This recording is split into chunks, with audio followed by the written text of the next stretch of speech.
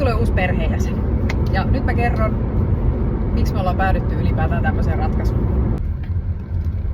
Kaikkihan lähti siis siitä liikenteeseen, kun meidän nuorimmainen aloitti koulun tuossa viime syksynä ja sain ensimmäisen Vilma-viestin meidän tytön opettajalta, missä kerrottiin, että Neija oli koulumatkalla kaivanut jostain metsästä kuolenpäästäisen, tunkenut sen reppuun ja kuskannut sen kouluun sitten kaikille tutkittavaksi ja ihasteltavaksi, ja opettaja laittoi sitten siitä meille viestiä tosiaan, että tämmönen peli ei vetele, että he on nyt keskustelleet täällä sitten siitä, että ei saa näitä eläimiä kuskata, niissä voi tulla tauteja jne. Ja sitten me huomattiin aika nopeasti tämän koulun alettua, että meidän tyttöä ei ihan hirveästi kiinnosta tuo lukeminen.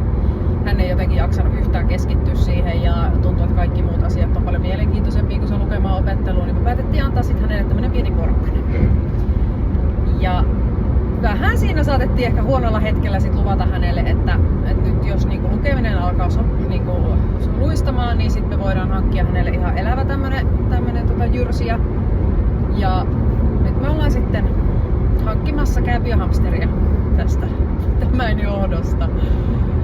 Ja nythän tää meidän tyttö on suorittanut siis lukudiplomin, tulee saamaan koulun päätöspäivänä, että tässä ei ole enää niinku vaihtoehtoja, että nyt ei voida enää sanoa, että ei vielä et lue tarpeeksi hyvin, että nyt ollaan siinä pisteessä, että nyt on pakko niinku se hommata, ja hän on koko kevään ja talven tätä hehkuttanut ja sanonut siis kaikille, jopa kaupan kassalla työntekijät tietää, että meillä on tulossa hamsteria.